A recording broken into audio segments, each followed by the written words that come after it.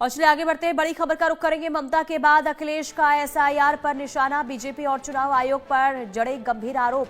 हमारे वोटर्स के नाम हटाने की कोशिश, अखिलेश यादव की तरफ से कहा गया। 2024 में जीती सीटों पर 50,000 वोट काटने की तैयारी हो रही है। ऐसी रणनीति बंगाल में भी अपनाई जा सकती है।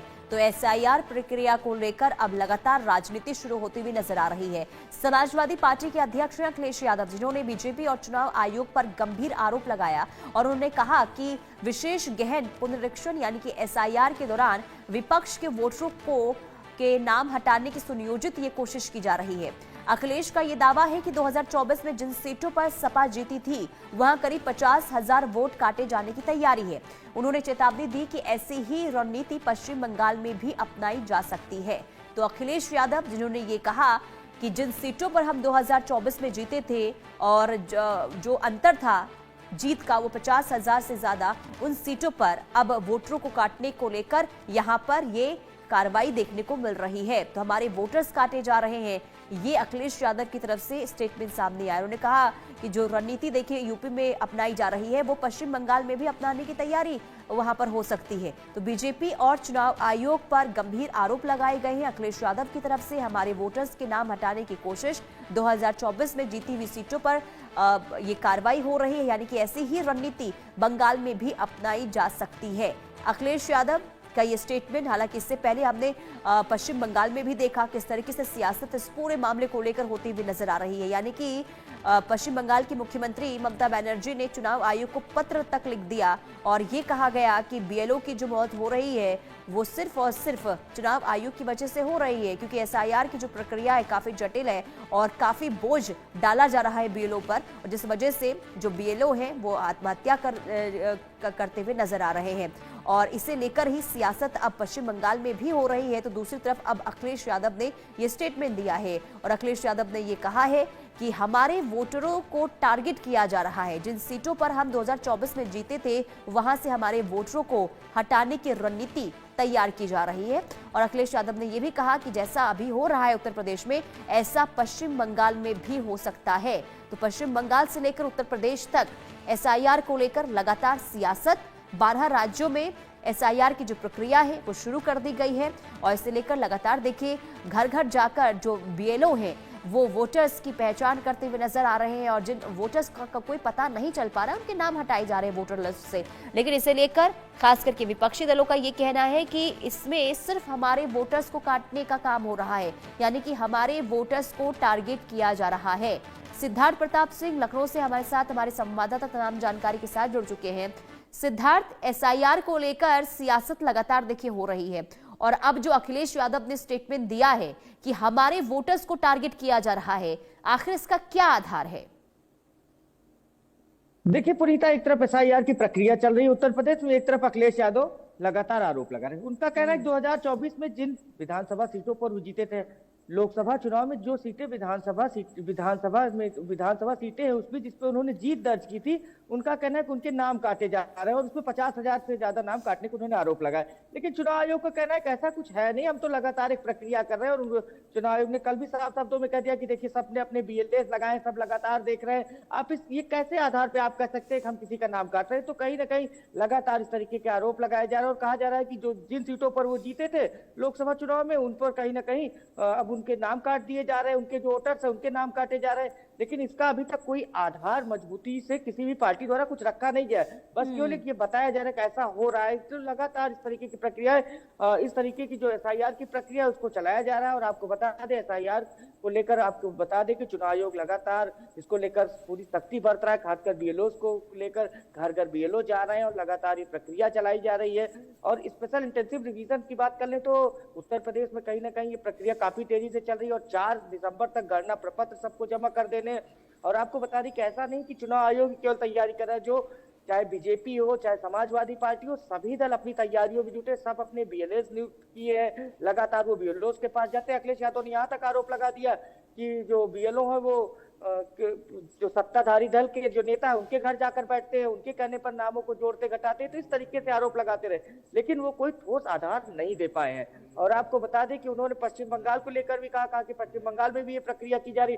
उन्होंने कहा कि चुनाव आयोग 2 राज्यों पर बीजेपी के कहने पर उनको टारगेट कर रहा है, खास करके पश्चिम बंगाल और उत्तर प्रदेश को लेकर कहीं ना कहीं टारगेट किया जा रहा है। और आपको बता दें कि पुनीता अखिलेश यादव ने कल देर शाम चिट्ठी लिखी चुनाव आयोग को। उन्होंने कहा कि 3 महीने तक एसआईआर की प्रक्रिया को और बढ़ा दिया जाए। लेकिन सिद्धार्थ, लेकिन बिल्कुल, चलिए सिद्धार्थ मैं आपके पास लौटूंगी। हमारे साथ कोलकाता से रैनिक दत्ता भी लाइव जुड़ चुके हैं।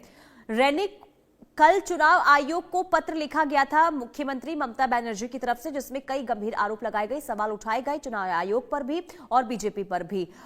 लेकिन ये जो लगातार आरोप देखने को मिल रहा है, पश्चिम बंगाल में भी जो सियासत हो रही है एसआईआर को लेकर, आखिर इसके पीछे की मुख्य वजह क्या है? आखिर किस आधार पर ममता बनर्जी ये कह रही हैं कि बीएलओ की जो जान जा रही है उसके पीछे की वजह यह है कि जो चुनाव आयोग की तरफ से काम का ज्यादा बोझ दिया जा रहा है? तो आखिर ये जो सियासत हो रही है, वजह क्या सामने आ रही है इसकी? देखिए, ममता बनर्जी की तरफ से जो चिट्ठी भेजा गया है उसके पीछे कारण अगर देखा जाए तो 2 कारण देखने को मिलेगा। क्योंकि ममता बनर्जी की तरफ से कहा जा रहा है कि जो टाइम पीरियड में ये एसआईआर का प्रक्रिया चल रहा है वो टाइमलाइन सही नहीं है। क्योंकि एक तरफ अगर देखा जाए तो ये जो सीजन है ये खेतीबाड़ी का सीजन है, ये चावल का सीजन है, और इसी वजह से बहुत सारे गांव में जो बीएलओ पहुंच रहे हैं उनके लिए दिक्कत का सामना करना पड़ रहा है। और उसके साथ साथ ही अगर देखा जाए तो खेतीबाड़ी का टाइम में बहुत सारे जो किसान वो लोग खेत में बिजी रहते हैं, वो लोग इस एसआईआर के प्रेशर में वो लोग खेतीबाड़ी सही तरीके से नहीं कर पा रहे, ऐसा ममता बनर्जी की तरफ से कहा गया है। दूसरी तरफ ममता बनर्जी की तरफ से कहा गया है कि 2026 का इलेक्शन आ रहा है, ठीक इलेक्शन के पहले जिस तरीके से सरकार प्रिपेयर्ड होता है उसका मौका भी सरकार को नहीं मिलेगा, या तो जो पॉलिटिकल पार्टी उनको नहीं मिलेगा। क्योंकि जो एसआईआर का प्रक्रिया चल रहा है उस एसआईआर का प्रक्रिया 2 महीने के अंदर कंप्लीट करने का जो प्रेशर वो बीएलओ के ऊपर दिया जा रहा है। ममता बनर्जी का क्लेम है कि एसआईआर का जो प्रोसेस कंप्लीट होने में करीब 3 साल लगता है। उस 3 साल का प्रोसेस को 2 महीने में कंप्लीट करने का कोशिश इलेक्शन कमीशन की तरफ से किया जा रहा है, और जिसका प्रेशर की वजह से बीएलओ बीमार हो रहा है, बीएलओ का मौत हो रहा है।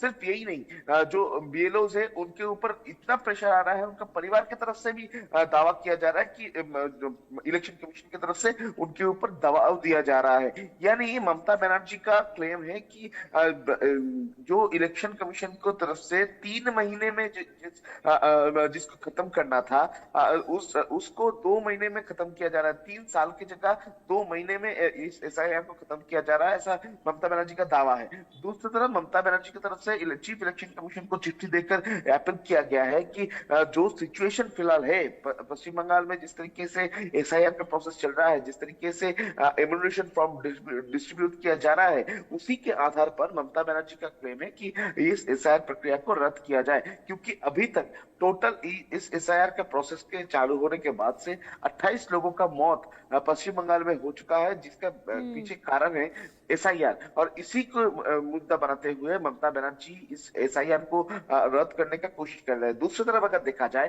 तो ममता बनर्जी का इस चिट्ठी को लेकर बीजेपी भी टीएमसी के ऊपर हमलावर है। क्योंकि बीजेपी की तरफ से क्लेम किया जा रहा है कि ममता बनर्जी का इस चिट्ठी के पीछे कारण है कि ममता बनर्जी एसआईआर से डर रहे हैं। क्योंकि एसआईआर की वजह से पश्चिम बंगाल का जो फेक वोटर्स है उनका नाम जो वोटर लिस्ट है उससे कट जाएगा, और उसका इफेक्ट जो है वो वोट में देखने को मिलेगा, टीएमसी के खिलाफ में ही वो वोट में देखने को मिलेगा। क्योंकि बीजेपी का डायरेक्ट क्लेम है कि फेक वोटर्स को इस्तेमाल करते हुए इलेक्शन में जीतता हुआ आया है ममता बनर्जी का तृणमूल कांग्रेस। और उसी के साथ साथ ही बीजेपी का और एक क्लेम है कि एसआईआर का प्रोसेस चालू होने के बाद लगातार बॉर्डर से जो तस्वीर सामने आ रहा है, जिस तरीके से इलीगल बांग्लादेशी को देखने को मिल रहा है, तो उसी को देखते हुए उन लोगों को बचाने के लिए ममता बनर्जी की तरफ से एसआईआर को रोकने का कोशिश किया जा रहा है। बिल्कुल, और देखिए अगले साल ही पश्चिम बंगाल में चुनाव है, और उससे पहले चुनाव आयोग की ये कोशिश है कि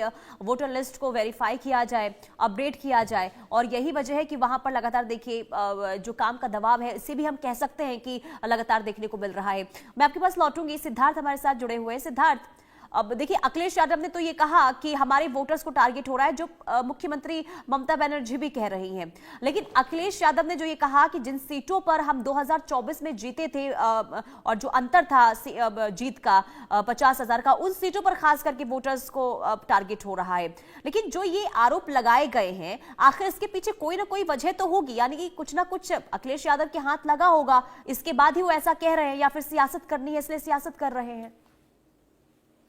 देखिए, अखिलेश यादव सीधे सीधे ये आरोप लगा रहे हैं। कह रहे देखिए, जो हमारा वोटर है, खास करके पिछड़े की बात कर ले, उनका कहना है जो पिछड़े वोटर है उनका नाम काटे जा रहा है, और ये कहीं ना कहीं ये सब बीजेपी के इशारे पर किया जा रहा है। इस तरीके से आरोप लगाने लगे, और उन्होंने एक ऑडियो भी सुनाया कन्नौज के एसडीएम का। उन्होंने कहा कि देखिए, ये ऑडियो है, हम इसलिए लगातार ये आरोप लगा रहे थे कि सत्ताधारी के घर पे जाकर किस तरीके से बीएलओ बैठते, तो वो लगातार इस तरीके के आरोप लगाते रहे। उन्होंने कहा कि देखिए, आधी अधूरी तैयारी है, इसको प्रक्रिया बढ़ाने के लिए उन्होंने जो लेटर लिखा उसमें कहा कि देखिए, इसको बढ़ा दिया जाए, क्योंकि जो बीएलओ हैं उनको भी ट्रेनिंग नहीं दी गई ढंग से, तो वो लगातार पूरी प्रक्रिया पर ही सवाल उठाते रहे। लेकिन देर शाम चुनाव आयोग ने फिर एक बीसी की, और बीसी में साफ शब्दों में कहा गया कि जो अधिकारी हैं, चाहे जिलाधिकारी, उनको निर्देश दिए गए किसी भी प्रकार से कोई लापरवाही ना बर्दाश्त नहीं की जाएगी। और आपको बता दें एक चीज जो सबसे महत्वपूर्ण है, ऐसा नहीं कि केवल चुनाव आयोग की तैयारी कर रहा है। उत्तर प्रदेश की खास बात कर रहे तो बूथ प्रहरी के नाम से अखिलेश यादव ने एक टीम गठित की है, बीजेपी ने अपनी अलग टीम गठित की है। तो सबको ये कहा गया कि आप बीएलओ से कोऑर्डिनेशन करें, और जो जिला बिल्कुल कोऑर्डिनेशन करने की बात भी हो गई है, टीम का गठन भी हो गया है। और देखिए, ये भी है कि अगर कोई गड़बड़ियां हैं तो आप इसकी शिकायत भी कर सकते हैं, लेकिन पहले एसआईआर की प्रक्रिया तो होने दीजिए। बहुत शुक्रिया सिद्धार्थ, और रैनिक आपका भी बहुत शुक्रिया तमाम जानकारी देने के लिए।